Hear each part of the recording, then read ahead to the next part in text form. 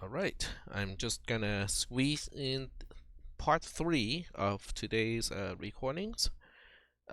So part 3 of today's recording starts with section 3.3, which is a do-while loop. They don't happen very often in programming, at least in my experience. Most loops are pre-checking loops, which means we check the condition before we perform the body of the loop.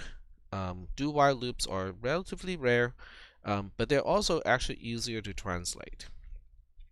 In a do-while loop, we have a block of code between the do and the while keywords, and the idea is we perform block 1 first, and then we check the condition C. If C is true, then we go back and perform block 1 again, and if C is false, then we continue with whatever is after the do-while loop. So the translation is relatively simple. Okay, we have a L1 to define the point to go back to. Then we immediately have block 1 right after the definition of the label L1. And then after block 1, we have a conditional branch. If C is true, then we go back to label L1 to continue to basically perform another iteration of block 1. If that is not the case, if C is false, then we are not going back, and instead we'll continue execution with whatever is right after the original while loop, do-while loop. So that is a little bit easier to understand, actually, even compared to a while loop, but they don't happen very often. All right, so one big question that we are going to have at this point is, what if C is not simple? What if C is not just, a Boolean variable? What if C is a long, gigantic Boolean expression that has and or not, nested in multiple levels in strange ways? Okay, well, we can break that down too. That's what section 4 is all about. Is if a condition C is complex, what do we do in those cases? Well, no matter how complex it is, we basically get rid of one layer of complexity at a time. Section 4.1 says, how do we get rid of the not? In other words, if the original code looks like this, what are we going to do? Well, to get rid of the not is actually not too complicated.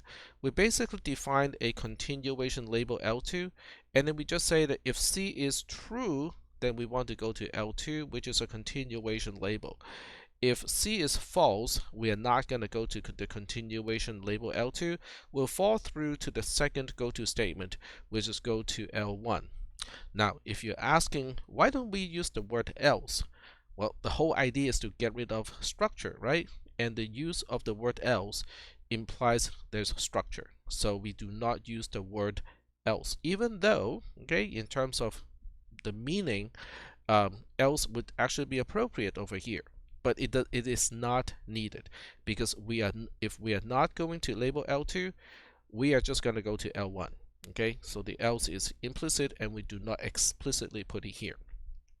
Now, even though negation, Boolean negation, is easy to convert using this particular fashion, most of the time there's a better way to do it. Okay, so we do not use this transformation unless we absolutely have to. The transformation that we are going to utilize so that we don't have to do it this way is called De Morgan's Law.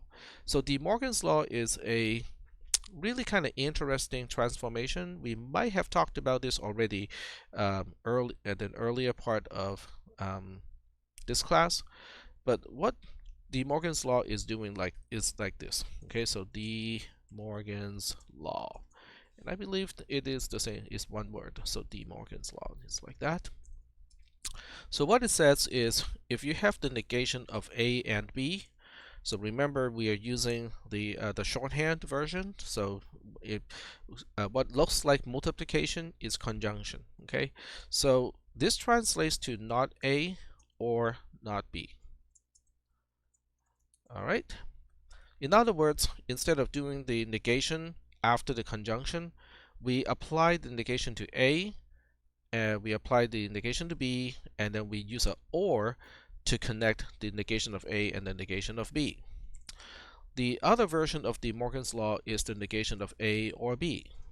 That becomes the negation of A and the negation of B. So now, if you look at this and it seems intuitive to you, well, that's good.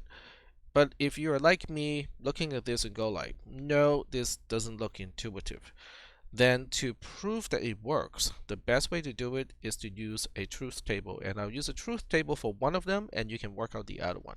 So let's have A and B as independent variables. This is the negation of AB, and this one is the negation of A or the negation of B. Okay, A can be false, A can be true. Well, A is false, B can be false, or B can be true.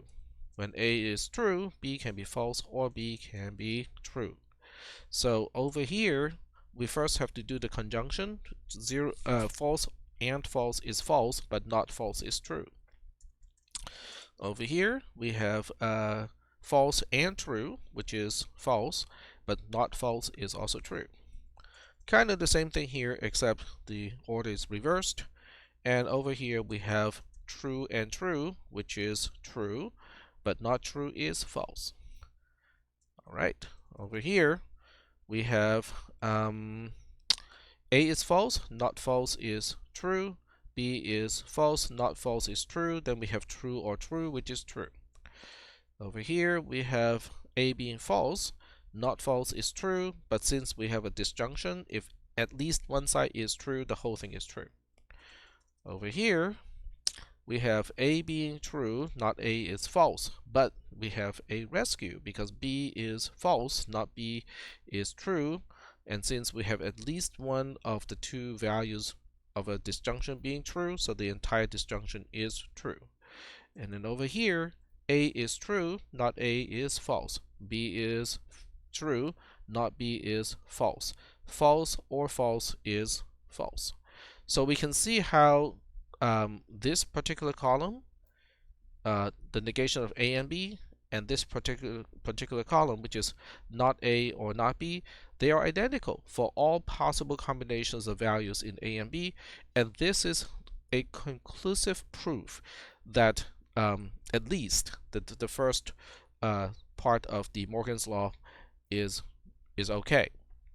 So I will leave it up to you guys to do the other one. Okay, so use a similar truth table and establish the negation of the disjunction of A and B of AB is actually the same thing as the conjunction of not A, not B. Okay, so yeah, it's the same approach. So what the Morgan's law is really doing is quote unquote distribution. It is distributing a negation inside the other operator. So this negation used to be outside. Now it is inside. Inside of what? It is inside of the disjunction. So you can kind of imagine if A is a complex, if it's a conjunction by itself, or it's a disjunction by itself, reapply the Morgan's law again, okay, in a nested fashion. So we keep pushing this negation in until we get to something that is very easy to handle. So let me show you what I mean by very easy to handle when we're dealing with negation. So using the Morgan's law, we can move the negation in as long as the negation is applied to disjunction or conjunction. So now we just have to think about, well, what things cannot be used, what kind of operator cannot use the Morgan's law? Well, those we're boiling down to either negation itself. Okay, so the negation of A is really just A itself. Okay, so that's a very good in simplification. Okay, so that's easy to deal with. What about the negation of comparisons? Well, those are pretty easy to deal with too, because if we are negating A equals to B, then it is really the same thing as saying A does not equal to B, right? If we're looking at negation of A is less than B, then we are looking at A is greater than or equal to B, and so on. Okay, so the idea is to push the negation all the way in until we get down to comparisons. And when we get down to comparisons, the negation of a particular kind of comparison can be easily handled without using additional go-tos with this particular approach. So that's why I said, do not use this method to get rid of negation of a condition unless it is absolutely necessary. Okay, and there are cases where it is absolutely necessary because of the limitations of the conditional branch instructions of the toy processor. Okay, and since we are on that topic, might as well talk about it, right? Okay, so if we're talking about, if we boil down to if it is not the case that A equals to B, go to label L1. Okay, so if this is whatever is left for us to translate, then we really don't have an issue. We don't have a we don't have a solution to this problem anymore. We really have to do it the other way, because if you translate this to, oh, okay, this is really saying the same thing as A does not. If A does not equal to B, go to L1. That is logically correct. Okay, that is not a problem. The problem is we have after a compare, okay, so let's just say that you can get the value of A into register A and you can get the value of B into register B. Okay, easy peasy. We have compare AB. Then what are you going to do? We only have JZI to be utilized, okay, which basically means, oh, that means we can only conditional branch to some place when A and B are the same. So we cannot utilize if A does not equal to B at all. So at this point, okay, based on the limitation of the processor's instruction set, now we have to say, okay, we have to translate into if A equals to B, we go to a continuation label, which is L2. If not, we go to the original label that we want to go to, which is L1, and the label L2 is defined over here, because this one is, now we can translate it, because now we can translate lines 21 to line 23 to CMP AB, assuming the value of A is in register A and the value of B is in register B. We do the compare. JCI is doing the conditional branch to label L2. Okay, so we can basically see how the Z is actually saying equal to. So if whatever we were comparing equal to each other, we continue execution at label L2. Then we have an unconditional branch to label L1. Okay, and then we have label L2 defined over here. So this is why, when we move the negation all the way down to comparisons, then we have to kind of think about it, okay? Because sometimes we still need to use this seemingly cumbersome method to get to handle the negation, and other times we don't, okay? And that has to do with the instruction set. With the Intel processors and with most other processors, in addition to a JZI, they will give you something like a J and ZI, which is jump if not 0. Okay, so that will make it a lot easier to handle situations like, if A does not equal to B. But since the toy processor is a very, very simplistic processor, and I don't want to use up too many opcodes, I just have one of the two. Okay, which is okay, because you can actually still implement everything that we need to implement, except it just looks cumbersome sometimes. Okay, so that's section 4.1. Section 4.2 deals with OR. If the original code says if C or D, now C itself can be a super big complex expression, and same with D, it doesn't matter. Okay, if the last operation is a OR, then we can break it down to say if C goes to L1, if D go to L1 too. So if both C and D are false, then we're going to fall through to execute whatever is after the second second if statement, which is exactly the same behavior as the original code. Now this is also a good time to remind you that C, C++, and most programming languages use lazy evaluation when it comes to AND and OR. So in this case, if C is true, now because this is a disjunction, if at least one side is true, the whole thing is going to be true. So in the translated code, is very obvious that we are using the short-circuited evaluation, which basically says if C is true, don't bother to evaluate D. Okay. But if C is false, then we are not going to L1, then we fall through, and then we evaluate whether D is true or not. So that is the actual meaning of C or D in C or C++. So the next question, okay, and I think some of you probably has this in mind, is, well, is the compiler guaranteed to evaluate from left to right? In most cases, the answer is no.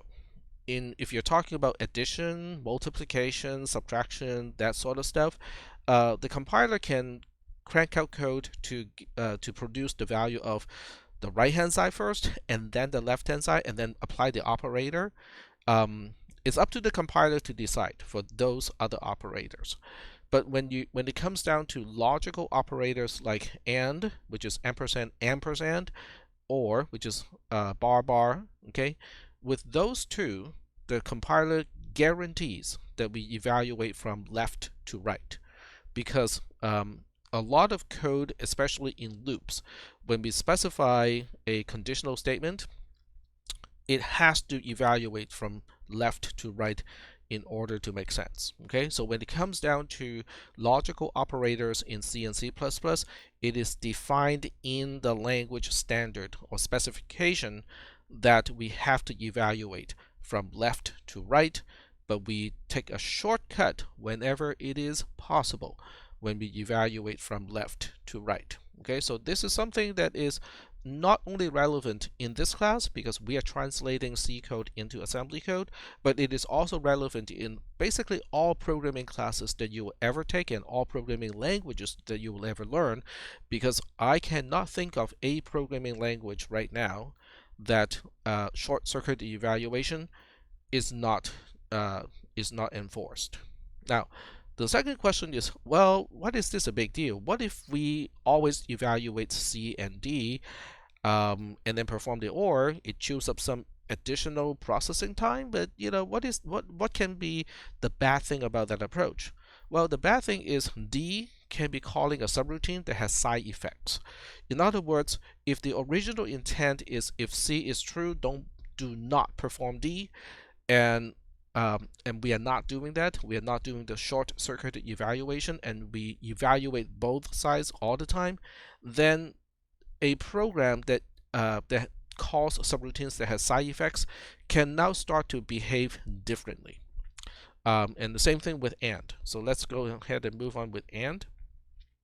If the original code is saying if C and D go to label L1, and we choose to and we want to flatten the code, or we want to get rid of the conjunction, then we can kind of do it, this way. We can kind of we can do it like this. So what we do is we negate C first. If not C is true, which means if C is false, then we go to the continuation label L2, which is here, because there's no chance that the conjunction itself is going to be true, because if at least one side of a conjunction is false, the whole conjunction is false. Now, if we fall through, which means C is true, then we evaluate D. If D is also true, only then we go to label L1. So these 3 lines of code is the long version of doing this one single line of code. But the nice thing is the conjunction is gone. Okay, there's no conjunction here. Now you might say, but we are trading a conjunction with a negation. Remember what we said earlier. A lot of times negation will basically quote-unquote fizzle out, because we can apply De Morgan's law to move the negation all the way in, and by the time we apply the negation to a comparison, that is when we actually have to decide, well, is there a way to simplify this, or do we actually have to do the transformation that we talked about in section 4.1 because of limitations of the conditional branch instructions of the processor that we are dealing with? Okay. All right, so at this point, we have talked about how to reduce structured control structures. Okay, that's not a good way to put it, is it? So now we have talked in section 3. We talked about basically flattening control structures, into something that is flat, just a conditional goto. And then in section 4, excuse me, we look at the conditions and ask, well, what if a condition is complex? Well, we have ways to reduce the complexity of the conditions step by step. Okay, so we might get rid of the or in this case, but if C itself is complex and has its own or has its own and whatnot, we recursively apply this technique. So that means you also need to have a kind of more systematic way to come up with the names of the labels. So the continuation label in this case is particularly important because we'll keep generating in this process by recursively applying section 4.1. Depending on the complexity of an expression, we'll crank out more and more and more continuation labels. So that's why you need to have a systematic way of doing this. Okay, and every person has a slightly different way of doing things. Some people just consecutively label the label consecutively use a number to increase, basically increment the number. So it's L1, L2, L3, and 4, and so on. And other people do it in a more structured way, which basically involves appending or prepending, inserting the operator that is triggering the creation of the label. So that's up to you. Okay, just whatever you do, come up with a systematic way so that you do not accidentally use the same label when you're not supposed to. And the assembler has no way to check that you are reusing a label when you're not supposed to. There's no way the assembler understands the semantic of what a label is representing. So you're pretty much on your own.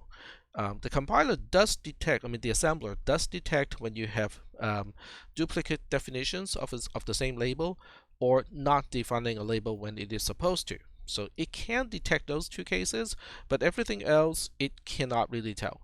I can show you what I mean by that by going to the assembler, and we'll go ahead and just kind of play with it. Alright, so we're dealing with conditional stuff. So let's just say that we have a JMPI to a label L1, and in this program there is no L1, right?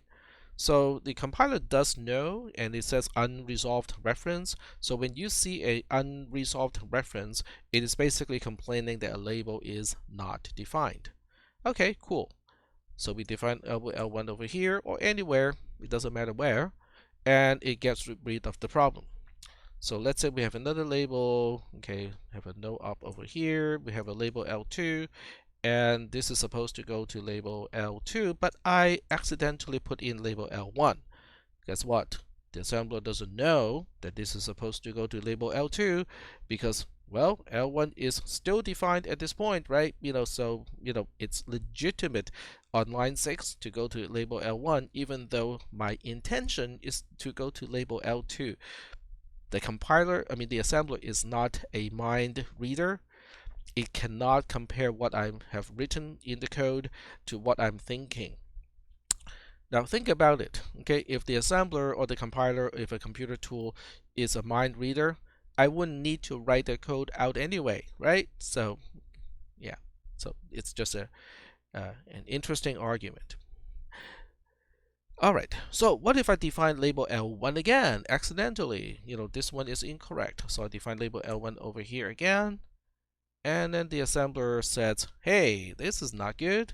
And it even knows where, on which line label L1 was defined previously. So this can be detected by the assembler. You can also define a label that nobody cares about. Okay, I define the label L3 and no one is referring to it. And the assembler does not complain about it. Okay, it's just an extra label. It is defined. It's sitting somewhere, but nobody is referring to it. So I suppose in a later version of the assembler, I can generate a warning at least to basically say that, hey, L3 is defined, but nobody is referring to it. Are we really sure that this is okay? Okay. C compilers can do that if you declare a variable but you never use it, or you put a value in, you initialize a variable, but you never refer to the value of the variable. Some compilers can do what we call flow analysis and warn you about, hey, you have this variable here, you put a value into it, but you never refer to the value of the variable. Are you really sure that your program is okay? So, but the assembler currently does not have that analysis capability. Okay, so you have to be careful when you use label definitions. Cool. I'm just looking at how much time this recording is. Alright, so I'm gonna stop here for this particular clip, just so that I can upload this fragment onto YouTube. And so this is part 3 of the parts that we have so